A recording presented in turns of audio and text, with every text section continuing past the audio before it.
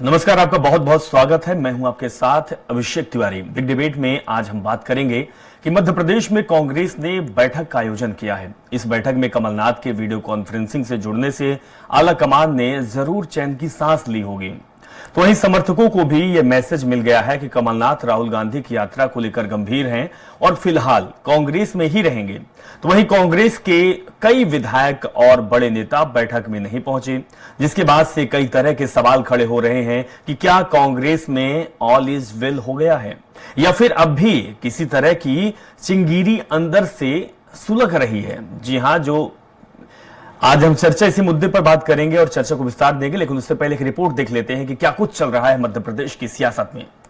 कांग्रेस नेता कमलनाथ के भाजपा में शामिल होने को लेकर अटकलों पर विराम लगने के बाद कांग्रेस पार्टी अब राहुल गांधी की भारत जोड़ो न्याय यात्रा की तैयारियों में जुट गई है। मंगलवार को प्रदेश कांग्रेस कार्यालय में कांग्रेस नेताओं की बैठक हुई। इसमें यात्रा के लिए बनाई गई समितियों के सदस्यों से चर्चा की गई। बैठक में पूर्व मुख्यमंत्री कमलनाथ, दिग्विजय सिंह और राज्यसभा सांसद विवेक तन्खा वीडियो कॉन्फ्रेंसिंग से जुड़े। बैठक में छिंदवाड़ा से कांग्रेस विधायक सहित विजयपुर विधायक रामनिवास रावत, पूर्व नेता प्रतिपक्ष अजय सिंह राहुल भैया, डॉक्टर गोविंद सिंह, मुरैना विधायक दिनेश गुर्जर, दिग्विजय सिंह के बेटे जयवर्धन सिंह, राजेंद्र सिंह जैसे दिग्गज नेता शामिल नहीं हुए हैं। राहुल गांधी की भारत जोड़ो न्याय यात्रा 2 मार्च को राजस्थान के धौलपुर से मध्य प्रदेश के मुरैना में एंट्री करेगी। ये यात्रा 5 दिन मध्य प्रदेश में रहकर 6 मार्च को सैलाना होते हुए राजस्थान के बाड़मेर जिले की सीमा में प्रवेश करेगी। कांग्रेस नेताओं का कहना है कि मध्य प्रदेश पड़ाव के दौरान राहुल गांधी के 3 शहरों में बड़ी सभाएं हो सकती है। इनमें ग्वालियर, देवरा और रतलाम शामिल है। हालांकि सभाओं के स्थानों को लेकर अंतिम चर्चा होनी बाकी है। ग्वालियर बामौर होते हुए घाटी गांव पहुंचेगी। 3 मार्च को घाटी गांव से मोहना, शिवपुरी, कोलारस होते हुए बदरवास के पास रात्रि विश्राम करेगी। 4 मार्च को बदरवास से शुरू होकर बमोरी, गुना, राघोगढ़, बीनागंज होते हुए ब्यौरा के आगे रात्रि विश्राम करेगी। 5 मार्च को ब्यौरा से शुरू होकर पचोर, सारंगपुर, शाजापुर और मक्सी होते हुए उज्जैन में रात्रि विश्राम होगा। 6 मार्च को उज्जैन से शुरू होकर बड़नगर, बदनावर, रतलाम, सैलाना होते हुए राजस्थान की सीमा में प्रवेश करेगी। बैठक के बाद पूर्व मंत्री सज्जन सिंह वर्मा ने कहा कि छिंदवाड़ा के विधायकों की दुनिया अलग है। जब कमलनाथ अध्यक्ष थे तब भी वे बैठकों में नहीं आते थे। कमलनाथ हमारे नेता हैं, वे कल भी कांग्रेस में थे, आज भी हैं और आगे भी रहेंगे। कमलनाथ को सीने में दर्द हुआ था, इसकी वजह से वे अपना कार्यक्रम कैंसिल कर दिल्ली पहुंचे थे। कांग्रेस के प्रदेश प्रभारी भंवर जितेंद्र सिंह ने यात्रा की तैयारी को लेकर बनाई गई समितियों के सदस्यों और रूट में आने वाले जिलों के वरिष्ठ नेताओं से 1-to-1 चर्चा की। राहुल की प्रदेश में यात्रा के दौरान अग्निवीरों, पटवारी भर्ती परीक्षा के अभ्यर्थियों और किसानों के मुद्दे पर चर्चा की। भारत जोड़ो न्याय यात्रा का सारे पॉइंट, सारी यात्रा की प्लानिंग आज हुई है। उस मीटिंग के अंदर माननीय श्री कमलनाथ जी जूम द्वारा उन्हें अटेंड करी मीटिंग। इसके साथ साथ माननीय दिग्विजय सिंह जी, सुरेश पचौरी जी, हमारी कमेटी जो भारत जोड़ो न्याय यात्रा को लेकर हमने जिम्मेवारियां दी है, उन सब की सामूहिक मीटिंग थी। उसमें हर चीज का निर्णय लिया गया। जो प्रभारी बनाए गए, जो इवेंट होंगे, कहाँ पे स्वागत होगा, कहाँ पे सभाएं होगी, कहाँ पे रोड शो होगा, उज्जैन में मंदिर जाएंगे। बहरहाल कांग्रेस एक बार फिर से एकजुट होकर काम पर लौटने का दावा कर रही है। ऐसे में देखने वाली बात ये होगी कि लोकसभा चुनाव में कांग्रेस कैसे परफॉर्म करती है। Special desk, Swaraj express. चलिए, तो जिस तरीके से मध्य प्रदेश में राजनीति चल रही है और जिस तरीके से सियासत गरमाई हुई, इसी को लेकर हम बातचीत करेंगे कि क्या कांग्रेस पार्टी के अंदर ऑल इज वेल है या फिर नहीं है। और बात करने के लिए हमारे साथ बीजेपी प्रवक्ता जुड़ गए हैं, प्रेम व्यास जी। प्रेम व्यास जी, आपका बहुत बहुत स्वागत है। प्रेम व्यास जी, जिस तरीके से आपने अपने दोनों बाहें फैला के स्वागत कर रहे थे, आपके दरवाजे खुले हुए थे, कमलनाथ ने दरवाजे तक आके वापसी कर ली है, क्या कुछ कहेंगे आप? देखिए, हमारा तो सीधा सा नियम है कि शरणागत कहूँ जेद अजित, नीच अनहित अनुमानी, तेनर पावर पापमय तेहि बिलोकतानी। अगर कोई शरणागत होकर आना चाहता है तो उसका स्वागत है। अब दूसरी बात है कि कमलनाथ जी ने सिर्फ कांग्रेस को बैकफुट पर लाने के लिए सब पूरा प्रपंच रचा। आप देखिए पूर्व में जब कमलनाथ जी दिल्ली पहुंचे और उसके बाद में पीसीसी चीफ गवा दिया पद जो था उनका, और उसके बाद में राज्यसभा के लिए उनको नॉमिनेट होना था, अपनी इच्छा भी जाहिर कर चुके थे, और उसके बाद राज्यसभा के लिए किसी और का नाम तय कर दिया गया। तो मुझे लगता है कि जो पूरा प्रपंच था ये कांग्रेस को बैकफुट पे लाने के लिए था, और कमलनाथ जी इसमें बहुत हद तक सफल भी रहे। आप देखिए जिस तरह से दिग्विजय सिंह साहब और जीतू पटवारी जी, वे स्वयं इंदिरा जी का नाम लेकर एक मार्मिक अपील उनसे करते दिखे थे कि मेरे दो हाथ, ये इंदिरा जी ने कहा है, संजय गांधी और कमलनाथ। अब दूसरी तरफ हमारी जो विकास की यात्रा है और जो विकास की गाड़ी है वो तो अग्रसर है ना, उसमें जिसको बैठना सम्मिलित होना उसका स्वागत है, और जो ना बैठे ना सम्मिलित हो उसका भी स्वागत है। तो हम अपने कर्तव्य पद पर, कर्तव्य परायणता पर, सांस्कृतिक राष्ट्रवाद के पद पर अग्रसर हैं। जिसका हमारे साथ में मेल और गठजोड़ बनता है वे स्वाभाविक रूप से स्वागत के पात्र है, और जिसको नहीं आना है लेकिन वे भी स्वागत के पात्र। प्रेम व्यास जी, आपकी भी तो विचारधारा है। कैसी विचारधारा है कि आप किसी को भी आप समाहित कर लेते हैं अपने अंदर? जिस व्यक्ति को आप लंबे समय से करप्शन नाट कहते आ रहे हैं, जिस व्यक्ति को आप कहते आ रहे हैं कि इन्होंने सत्यानाश कर दिया पूरे मध्य प्रदेश के 16 महीने में, जिस कमलनाथ को आप कहते आ रहे हैं कि इन्होंने केंद्र में रहते हुए बहुत सारे काम गलत किए हैं, सिख दंगों की बात की है, उनको आप अपना रहे थे। साहब आपकी विचारधारा है ना, आप भारतीय जनता पार्टी के नेता हैं, और भारतीय जनता पार्टी कहती है कि हम विचारधाराओं पे करते हैं, गलत लोगों को अपने साथ नहीं लेते हैं। तो जिन पर आप आरोप लगाते हैं वो अच्छे हो जाते हैं, और नहीं आए तो बुरे हो जाते हैं। ये साहब लोगों के जहन में ये जो बात है ये समझ नहीं आ रही है और पच भी नहीं रही है साहब। देखिए हमने किसी को गलत, किसी को बुरा, किसी की निंदा नहीं कही। हमने स्पष्ट रूप से एक बात कही, जो आ रहा है उसका स्वागत है। दूसरी तरफ ये है कि हमने अपनी रीति और रीति में कभी भी किसी के आने न आने या जाने से बदलाव नहीं किया है। जो स्टैंड हमारा पहले दिन था वही स्टैंड आज भी है।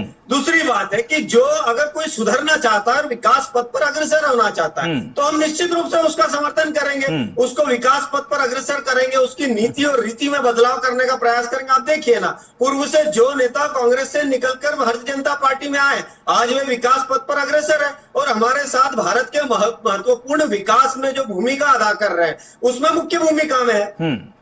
नहीं सर, यही मैं आपसे समझना चाहता हूं कि करप्शन नाथ अगर भारतीय जनता पार्टी का चोला अपने ऊपर रख लेते या दामन पकड़ लेते, या जो पट्टी आप लगाकर बैठी वो पट्टी अगर ले लेते, तो क्या करप्शन नाथ विकास पुरुष हो जाते? क्योंकि करप्शन नाथ नाम तो आपने ही दिया था, आपने ही दिया था कि बहुत सारे घोटाले होते हैं, ट्रांसफर नाथ भी आपने दिया था। तो क्या वो बीजेपी में आने के बाद वो विकास पुरुष उनका नाम हो जाता? बहुत छोटी सी दो घटनाओं का जिक्र करता हूं। मनमोहन सिंह जी साहब का कार्यकाल जब समाप्त हुआ था और नरेंद्र मोदी जी के नेतृत्व में सरकार ने जो कार्य किए थे, तो मनमोहन सिंह साहब का ये खुला स्टेटमेंट था कि ये कार्य मैं भी कर सकता था अगर मुझे छूट मिलती। और उसके बाद में हेमंत बिस्व शर्मा का भी स्टेटमेंट था कि जिस तरह से हमारे ऊपर दबाव बना के कार्य करवाए जा रहे थे उससे इतर आज हम विकास के पथ पर अग्रसर है। तो मुझे लगता है ये दोनों बातें पर्याप्त है आपके जवाब के लिए। ठीक है, तो आपको क्या लगता है, एक तरफ आपकी योजनाएं चल रही है, प्रधानमंत्री मोदी 400 पार के नारे दे रहे हैं, और भारतीय जनता पार्टी अब एक समिति भी बनाई हुई है, कमेटी भी बनाई हुई है कि अन्य पार्टियों के नेताओं को अपने पार्टी में लाएं। दूसरी तरफ राहुल गांधी लगातार भारत जोड़ो न्याय यात्रा पर निकले हुए हैं। अब कमलनाथ तो जवाबदारी भी ले लिए हैं कि भाई राहुल गांधी की जो न्याय यात्रा है उसको सफल बनाना है। तो क्या लगता है आपको, राहुल गांधी की जो यात्रा है और आपकी जो योजनाएं हैं, आपकी जो स्ट्रेटेजी है, वो इंपैक्टफुल कितना रहने वाली है लोकसभा चुनाव में? देखिए हम थोड़ा सा इतर में एक बात करना चाहूंगा। जब पिछली बार चुनाव हुए थे तो 224 सीटें भारतीय जनता पार्टी ने अकेले जीती थी। अलायंस की सीटें अगर हटा भी दी जाए और भारतीय जनता पार्टी का वोट प्रतिशत लगभग 51% था। तो हमने यही बात करी कि जिस तरह से हम विकास कर रहे हैं, आज अगर आप भारत के परिप्रेक्ष्य में बात करेंगे तो ऑटोमोबाइल सेक्टर्स में, परचेसिंग पावर पैराडाइज में, मोबाइल मैन्युफैक्चरिंग में, स्टॉक एक्सचेंज में हम आज प्रथम 5 शक्तियों के मध्य में स्थापित हो चुके हैं। अगर हम महंगाई दर की बात करेंगे तो सब कुछ अच्छा है, सब कुछ ठीक है, कोई कोरोना का इन्फ्लेक्स नहीं है, किसी तरह का कोई फ्लक्चुएशंस नहीं। उसके बाद मनमोहन सिंह जी के शासनकाल में 8.2% थी और आज हमारे मध्य में 5.1% है। तो ये जो हमारी दृढ़ शक्ति का परिचालक है, जो विकास जिस तरह से हम कर रहे हैं, हम उसी को लेकर अग्रसर है। और थोड़ा और इधर मैं बात करना चाहूंगा कि जहां पर हम कम थे और जहां क्षेत्रीय दल थे, निश्चित रूप से ज्यादा सीट होने के बावजूद हमने क्षेत्रीय दलों के साथ में गठबंधन धर्म के नियम को साकार किया था और उनको आगे रहकर राज दिया था। और वही कांग्रेस की परिस्थिति क्या है, आप देखिए, बंगाल से निकलते तो ममता जी नाराज हो जाती है, पंजाब कांग्रेस और पंजाब आप के मध्य में कलह हो रहा है, दिल्ली कांग्रेस के मध्य में मलह हो रहा है। उसके बाद में उत्तर प्रदेश से अभी अखिलेश जी पूरी यात्रा में सम्मिलित नहीं हुए। आप देखिए, उत्तर प्रदेश में जो यात्रा के दिन थे उनको घटा दिया करें। अभी राजस्थान पहुंचे नहीं है, राजस्थान के लगभग 8 विधायक आओ जाओ की स्थिति में है। तो मुझे लगता है कि यह पर्याप्त है हमारे विकास की ओर जो हम अग्रसर है Bharatiya Janata party developmental alliance के साथ में, और कांग्रेस। सर, आप बिल्कुल सही कर रहे हैं, लेकिन क्या करें, अखिलेश यादव क्या करें और नेता डर भी तो है, क्योंकि विपक्षी दल ये कहता तो है कि सीबीआई का डर है, आईटी का डर है और कहीं छापा ना पड़ जाए, कहीं जेल ना हो जाए। झारखंड की घटना उन्होंने देखी है, दिल्ली की घटना देखी है कि अरविंद केजरीवाल के घर में, दफ्तर में किस तरीके से आईटी और सीबीआई की अधिकारी पहुंचते थे, किस तरीके से सम्मान आता था और हाईकोर्ट का क्या जवाब आता था। केएस शाइनी जी हमारे साथ जुड़ गई हैं, वरिष्ठ पत्रकार हैं। मैम, आपका भी बहुत बहुत स्वागत है। शाइनी जी, जिस तरीके से हम बात कर रहे थे कि कांग्रेस पार्टी के अंदर क्या ऑल इज वेल है, क्या सब कुछ ठीक है, लेकिन हम परिवेश की बात करेंगे और आपसे समझने की कोशिश करेंगे कि जो मौजूदा समय में चल रहा है, जो राजनीति चल रही है, क्या वाकई यही राजनीति है? एक तरफ पार्टी के नेता दूसरे पार्टी के नेताओं पर बहुत आरोप लगाते हैं, अत्याचार के आरोप लगाते हैं, करप्शन के आरोप लगाते हैं, लेकिन जब उनकी पार्टी में उनको आना होता है या बुलाया जाता है, न्योता दिया जाता है, दरवाजे खोले जाते हैं, वो सही हो जाता है। क्या वाकई में यही राजनीति है? क्या ऐसा ही होना चाहिए? देखिए, ये बिल्कुल राजनीति सही और गलत नहीं होता, राजनीतिक स्ट्रैटेजी से होता है। कोई भी मॉरल ग्राउंड पे तो राजनीति नहीं करते हैं। अब ये है कि अगर बीजेपी को ये लगता है कि किसी को हमारे पार्टी में लाने से पार्टी मजबूत होती है, तो वो करप्शन का चार्ज हो तो भी वो अनदेखा करके उनको पार्टी में स्थान देती है। वहीं पे जैसे अभी आपने कमलनाथ जी का देखा होगा, 2-3 दिन से अटकलें चल रही है कि कमलनाथ जी बीजेपी में जा रहे हैं जी।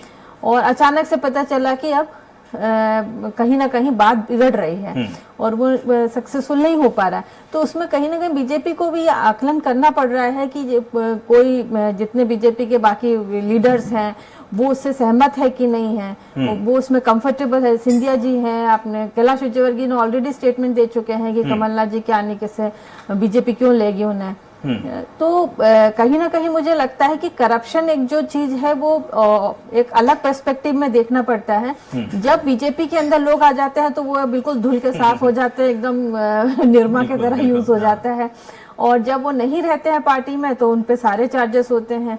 तो ऐसा तो नहीं है कि उनमें कोई चार्ज नहीं है, पर पार्टी सिर्फ ये देखते हैं कि हमें पावर में रहने के लिए हमारे आंकड़े बढ़ाने में कौन बहुमत दिला सकता है, कौन कितना उपयोगी है। तो वो एक जो स्ट्रैटेजी होती है पार्टी की, उसको देखते हुए पर ये बात जरूर है कि बीजेपी ने सभी व्यक्ति के, सभी लोगों के एक फाइल बना के रखा हुआ है, और जब मौका आता है, जब वो फाइल कहाँ यूज करना है, वो पॉलिटिकली उसको यूज किया जाता है। अच्छा, आपने बहुत अच्छी बात कही कि बीजेपी के अंदर पता नहीं ऐसा क्या है कि जो करप्शन में लिप्त होता है वो धुल के एकदम साफ हो जाता है, प्योर हो जाता है। और अभी बात कर ही रहे थे हमारे प्रेम व्यास जी की, बहुत सारे जो कांग्रेस के नेता थे वो अच्छे अच्छे जगह पे हैं, अच्छा अच्छा काम कर रहे हैं। तो यही समझने की कोशिश कर रहा था कि आखिर ऐसा क्या है कि जो करप्शन नाथ होता है वो अचानक अगर चला जाता है तो विकास पुरुष विकास नाथ हो जाएगा। अमित जी हमारे साथ जुड़े हुए हैं। अमित शर्मा जी, आपका भी स्वागत है। अमित शर्मा जी, कमलनाथ जी कमल के होते होते बच गए साहब, क्या आपने ऐसा दे दिया कि वो दरवाजे से लौट कर वापिस आ गए? देखिए अभिषेक भाई, ये करीब 4-6 दिन से पूरे कयास लगाए जा रहे थे। मैं आपको इस संदर्भ में सिर्फ 2 बातें बताना चाहता हूं। आज से ठीक 8 दिन पहले जब कमलनाथ जी छिंदवाड़ा में थे तो मीडिया ने छिंदवाड़ा में बात करी और कमलनाथ जी ने कहा कि नहीं ऐसी कोई बात नहीं है, मैं कांग्रेस पार्टी के साथ हूं, मैं कांग्रेस की विचारधारा के साथ हूं, और हंस के मुस्कुरा के आगे चले गए थे। मैं समझता हूं कि कोई भी एक सीनियर लीडर होगा, शायद स्पष्टीकरण की आवश्यकता नहीं होती, इतना कहना बहुत महत्वपूर्ण है। उसके बाद जब वहां से छिंदवाड़ा से वो दिल्ली के लिए चले तो मीडिया ने बनाया और भारतीय जनता पार्टी ने चुटकी ली कि वो भारतीय जनता पार्टी में कमलनाथ जी कमल का हाथ थाम रहे हैं। जब दिल्ली चले गए, चूंकि वो एक नित्य प्रक्रिया है, कई बार वो दिल्ली में ही रहते हैं, कई बार दिल्ली जाते हैं और अपने क्षेत्र के दौरे पर उस समय थे। तो जब कमलनाथ जी दिल्ली पहुंचे, जब भी मीडिया को उन्होंने बातचीत करी कि आप निश्चिंत रहिए, अगर कोई भी बात होगी तो मैं आपको सूचित करूंगा, ऐसी कोई चर्चा नहीं है। इसके बीच जब अशोक सिंह जी का नामांकन हुआ राज्यसभा के लिए, तो उन्होंने ट्विटर एक्स पर यह लिखा कि मैं कांग्रेस पार्टी के शीर्ष नेतृत्व को बधाई देना चाहता हूं और अशोक सिंह को मेरी शुभकामनाएं। और कहीं ना कहीं प्रस्तावक के तौर पर कमलनाथ जी का स्वयं नाम था अशोक सिंह जी के नामांकन पे। तो ये जो कयास लगा रहे थे कि कमलनाथ को एक कांग्रेस को एक झटका और कौन कहां लटका, तो बीजेपी लटक गई बीच में और कांग्रेस में जहां कमलनाथ जी थे वहां के वहां रह गए। अमित शर्मा जी, क्या घबराहट आपके पार्टी के अंदर नहीं थी? क्या खलबली नहीं मची थी? अगर ना होता तो फिर दिग्विजय सिंह का वो बयान, उसके बाद दीपक सक्सेना जो कमलनाथ के बेहद करीबी, उन्होंने तो साफ कह दिया कि कमलनाथ की उपेक्षा हो रही है, बीजेपी में जाना चाहिए, छिंदवाड़ा का विकास करना चाहिए। आपके पूर्व मंत्री जो रहे हैं सज्जन सिंह वर्मा जी, उन्होंने साफ भी यही कहा है। खलबली तो मची थी साहब। हाँ, ये है कि यही तो मैं भी आपसे बात कर रहा हूं कि दरवाजे तक गए, वापिस आ गए, बात बनी नहीं कि आपने कुछ और दे दिया उनको। अभिषेक जी, जैसी सज्जन वर्मा जी ने कहा जी, तो सज्जन वर्मा जी ने जब भी कहा उनका स्वयं का बयान था और सज्जन वर्मा जी ने बाद में भी बयान दिया। न कमलनाथ जी ने उन्हें अधिकृत किया था, न दीपक सक्सेना जी को कोई अधिकृत कांग्रेस ने किया था, न कमलनाथ जी ने कहा था। ये स्वयं के बयान है। इस बयानों पर अगर कांग्रेस उत्तर नहीं देगी और इस बयानों पर कमलनाथ जी पर लांछन नहीं लगाया जा सकता। कमलनाथ जी एक निष्ठावान कार्यकर्ता की तरह हमारे सर्वोच्च नेतृत्व है। कमलनाथ जी, दिग्विजय सिंह जी, पचौरी जी कांग्रेस की संपत्ति के तौर पर है। निश्चित तौर पे हम लोगों ने इनसे लड़ना सीखा है, हम लोगों ने इनके मार्गदर्शन में काम करना सीखा है और निसंदेह कांग्रेस जब बुरे वक्त में थी तो इन्होंने ही सिंचित कर कांग्रेस को ऊर्जा देने का काम किया था। और ये जो आपाओप की स्थिति, भारतीय जनता पार्टी के कुछ नेता आपस में ही चर्चा कर रहे थे। कैलाश विजयवर्गीय कह रहे थे दरवाजे बंद हैं, सुषमा स्वराज कह रही थी दरवाजे खुले हैं, बीडी शर्मा जी कह रहे थे कि मैं आमंत्रित करता हूं, सुमित्रा महाजन, फिर सुमित्रा महाजन कह रही थी जो विकास के साथ आए। अरे कमलनाथ जी जैसा विकास पुरुष तो छिंदवाड़ा में देखने को मिलता है और निसंदेह वो कांग्रेस पार्टी के हमारे नेता हैं, थे और रहेंगे। ठीक है, प्रेम व्यास जी, आपसे समझना चाहूंगा, आशानी जी के बाद आपके पास आऊंगा। प्रेम व्यास जी, जिस तरीके से कांग्रेस का कहना है कि कमलनाथ तो कभी कमल के हुए नहीं, वो कांग्रेस के थे, कांग्रेस के हैं, लेकिन आपके पार्टी के अंदर भी कहीं ना कहीं गुटबाजी दिखाई दी। विजय वर्गीय साहब का अलग बयान आता है, वीडी शर्मा जी का अलग बयान आता है। क्या प्रलोभन दे रहे थे? कौन सा पद दे रहे थे? क्या डिमांड रखे थे कमलनाथ जी से जो पूरी नहीं हुई और कमलनाथ जी ने पीछा दिखा दिया आपको?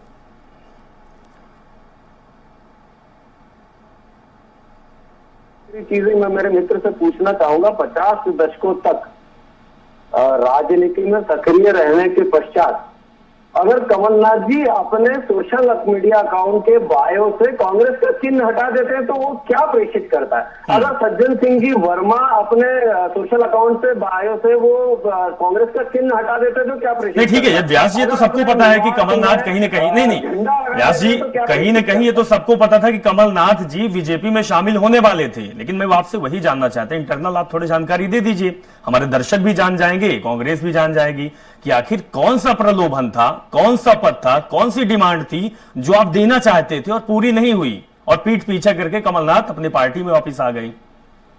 अब देखिए, ये तो अभिषेक जी अतिशीघ्र कमलनाथ जी ही बता पाएंगे, मुझे तो इस विषय में बहुत ज्यादा जानकारी है नहीं।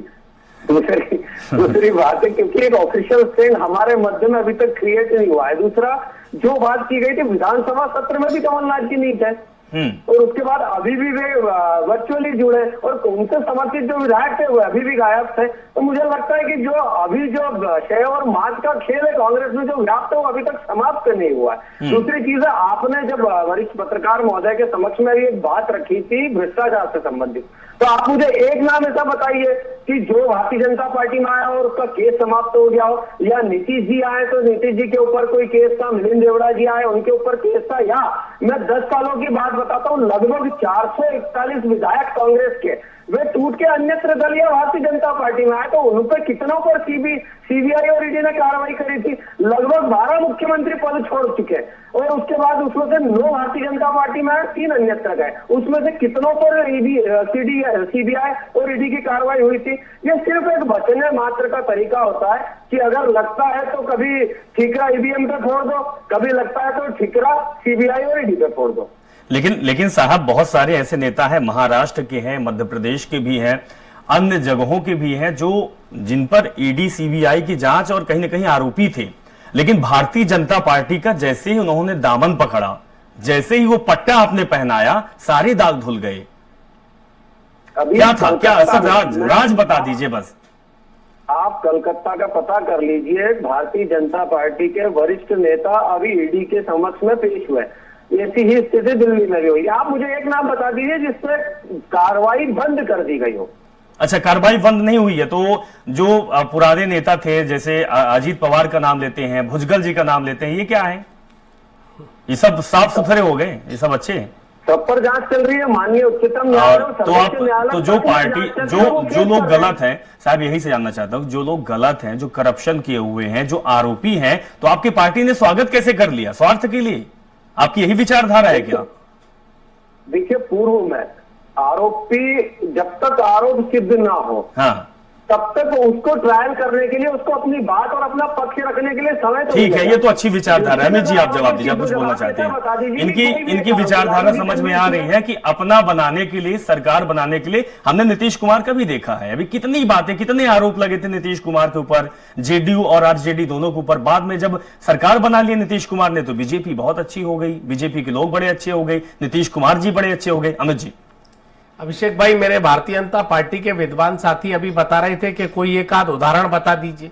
मैं बताना चाहता हूं उदाहरण कि भारतीय जनता पार्टी के अमित शाह जी का बयान था और भारतीय जनता पार्टी के जो पूर्व मुख्यमंत्री महाराष्ट्र के हैं उनका बयान था अजीत पवार को लेकर के। अजीत पवार एक भ्रष्टाचारी व्यक्ति है और पूरी भ्रष्टाचार की तरह जो ईडी का संबंध था वो सही दिया गया, हमें जेल पहुंचा के बताएंगे। और अमित शाह जी का बयान था कि चक्की पीसिंग वालों को बीजेपी बहुत बारीक पीसती है, इतना बारीक पीसा कि वो भारतीय जनता पार्टी में जाके ठीक हो गए। आदर्श घोटाले के आरोपी अभी जो भारतीय जनता पार्टी जिन्हें आरोपी मानती थी और सालों से कहती थी कि आदर्श घोटाले वालों को महाराष्ट्र की सरकार और महाराष्ट्र के लोग बचने नहीं देंगे, वो भारतीय जनता पार्टी में जाते हैं तो ईडी के जो 4 नोटिस आते हैं वो दोनों तीनों वापस हो जाते हैं। ईडी सुप्रीम कोर्ट में जवाब देने लगती है। और जब हम नीतीश कुमार जी के पास पहुंचते हैं, बिहार जाते हैं, तो अमित शाह जी कहते हैं कि नीतीश जैसा गद्दार के लिए दरवाजे भारतीय जनता पार्टी के लिए कभी नहीं खोलेंगे, वो दरवाजे बंद रहेंगे। और उनका एक महाराष्ट्र बिहार के नेता कहते हैं कि पगड़ी जब उतरेगी, जिस दिन मैं नीतीश को गद्दी से हटा दूंगा, जेल पहुंचा दूंगा, ना वो पगड़ी उतरी। नीतीश उनके दल में आ गए, वो भी नहीं बोल रहे। अमित शाह दरवाजा खोल के दरबान की तरह खड़े, वो भी चले गए। तो ये वॉशिंग मशीन बनी हुई है, जो भारतीय जनता पार्टी का पट्टा डालने चला जाए, मशीनों से मिक्स करके और उसको साफ सुथरा करके भारतीय जनता पार्टी में दोहरा चरित्र नहीं होना चाहिए। और इसी दोहरे चरित्र से आखिरी बात कि यही लोग कहते थे कि खूब लड़ी मर्दानी वो तो झांसी वाली रानी थी। इस झांसी के गद्दारों को कभी देश माफ नहीं करेगा, कभी मध्य प्रदेश माफ नहीं करेगा। सिंधिया के गद्दारों को जूते मारो सालों को, इस तरह के बिल्कुल हमने देखा है। और उस तरह अभिषेक जी, और यही भारतीय जनता पार्टी जब सिंधिया चले गए तो गद्दार वो वॉशिंग मशीन में जाके साफ सुथरे हो गए, वो देशभक्त हो गए। ये राष्ट्रभक्त और देशभक्त की जो परिभाषा भारतीय जनता पार्टी ने, और आज सुप्रीम कोर्ट ने इनको जवाब दिया है। जिस तरीके से नैतिकता को ताक पर रखकर, लोकतंत्र को ताक पर रखकर बीजेपी का महापौर बनाया, आज पहला देश में यह किस्सा है कि जो सुप्रीम कोर्ट ने सीधे वहां पर आप पार्टी के महापौर को, ये इनकी चुनौती है। नहीं, अमित जी, यही बात तो प्रेम व्यास जी भी कह रहे हैं कि भाई हमारे पार्टी में सबका स्वागत है। आरोप अभी साबित नहीं हुआ है। जिस पर आरोप आप लगा रहे हैं, आरोप जब तक साबित नहीं होगा तो हमारे पार्टी में सब धुले हुए हैं। शाइनी जी, आखिरी में आपसे यही जानना चाहूंगा कि आज जिस तरीके से हमको देखने को मिला, ये 5-7 दिन का जो चला है पूरी घटनाक्रम, कमलनाथ जी का बीजेपी में जाना, फिर वापिस आना, फिर ये बयान देना, क्या आपको नहीं लगता कि एक तरफ बीजेपी के अंदर भी गुटबाजी चल रही है? विजय वर्गीय का बयान, वीडी शर्मा का बयान, लेकिन हाईकमान कंट्रोल कर लेता है। क्या कांग्रेस पार्टी की यही कमी है कि कमलनाथ का इस तरीके से जाना फिर आना, हालांकि गए नहीं थे, लेकिन जो खबरें चल रही थी, आशंका लगाए जा रहे थे, कहीं न कहीं हाईकमान की कमी है। और ये आने वाले चुनाव में चाहे कितनी भी यात्रा राहुल गांधी कर ले, जब तक इसमें कंट्रोल नहीं कर पाएंगे तब तक कांग्रेस पार्टी मजबूत नहीं हो पाएगी। आपका क्या कहना है? बिल्कुल सही बात है अभिषेक जी। अभी जैसे अमित जी ने कहा कि कमलनाथ जी ने तो ऐसा कुछ मीडिया को नहीं कहा था, लेकिन अगर आप उनका बयान देखेंगे तो कमलनाथ जी ने साफ कहा था कि मीडिया को जैसे जो कुछ भी होगा मीडिया को बताएंगे। उनने क्लियरली उसको मना नहीं किया था कि नहीं मैं नहीं जा रहा। वो एक शब्द में कह सकते थे, एक इसमें कह सकते थे नहीं ये सब मीडिया का क्रिएटेड है, हम तो इसमें मैं बिल्कुल नहीं जा रहे, मैं कांग्रेस का समर्थन कार्यकर्ता हूँ। तो जहां तक उसके कंफ्यूजन जो क्रिएट हुआ था वो कमलनाथ जी के उस बयान से ही हुआ है। तो अगर आप देखेंगे कि उसके पीछे राजनीति हो सकती है, उसके पीछे कमलनाथ जी भी अपना ये देख सकते हैं कि मतलब हमें राज्यसभा का टिकट नहीं दिया तो कहीं ना कहीं हम अच्छे पद में जब मतलब एक बार बीजेपी में जा रहे हैं तो कांग्रेस अब वापस उनको कोई पद देने का या बहुत कोई कद्दावर नेता का एक पोजीशन देने के बात कर रही होगी उनको, और ये उनका स्ट्रैटेजी हो सकता है। लेकिन कांग्रेस के अंदर जिस तरह से कार्यकर्ताओं का मनोबल कमजोर होता है वो कांग्रेस के लिए बहुत बड़ी चुनौती हो जाती है। अगर कमलनाथ जाते हैं वो भी इतना नुकसान नहीं करेगा, अगर उनके साथ विधायक चले जाते हैं तो फिर तो कांग्रेस के लिए बहुत बड़ी चुनौती शायद जो अनुमान लग रहा था कि कुछ विधायक भी जाने वाले थे, तो शायद यही बात न बन पाई होगी जिसकी वजह से कमलनाथ भारतीय जनता पार्टी ज्वाइन नहीं किए। हालांकि जो बात चल रही थी कि क्या कांग्रेस पार्टी के अंदर ऑल इज वेल है, तो जिस तरीके से स्थिति और परिस्थिति है उससे नहीं लगता कि ऑल इज वेल दोनों पार्टियों के अंदर है। सामंजस्य की कमी है और लोकसभा चुनाव के पहले अगर ये अच्छे से ना बैठा पाए तो फिर कहीं ना कहीं मात तो खानी पड़ेगी। बहुत बहुत शुक्रिया आप सब लोग हमारे साथ जुड़े। तो जिस तरीके से मध्य प्रदेश में सियासत चली और कमलनाथ का बीजेपी में अगर शामिल हो जाते तो ये बड़ी खबर थी और ये पूरे देश में इंपैक्टफुल होती, क्योंकि कमलनाथ लगातार 45 साल से कांग्रेस पार्टी में, कांग्रेस पार्टी ने कमलनाथ को बहुत कुछ दिया, उनको केंद्रीय मंत्री भी बनाया, उनको मुख्यमंत्री भी बनाया, उनको पीसीसी चीफ भी बनाया, बहुत सारे पद में कमलनाथ रहे, 9 बार के सांसद रहे। लेकिन एक बात और सामने आ रही थी कि किसी के लिए आपदा तो किसी के लिए अवसर, लेकिन ऐसा कुछ हुआ नहीं। डैमेज को कंट्रोल कर ली है कांग्रेस पार्टी, लेकिन कांग्रेस पार्टी के अंदर अभी भी नेतृत्व की कमी है, जिसके वजह से इस तरीके की खबरें, आशंकाएं उत्पन्न होती है। ये कांग्रेस पार्टी को समझने और संभालने की जरूरत है। फिलहाल इस बिग डिबेट में इतना ही। जुड़े रहें और देखते रहें स्वराज एक्सप्रेस। नमस्कार।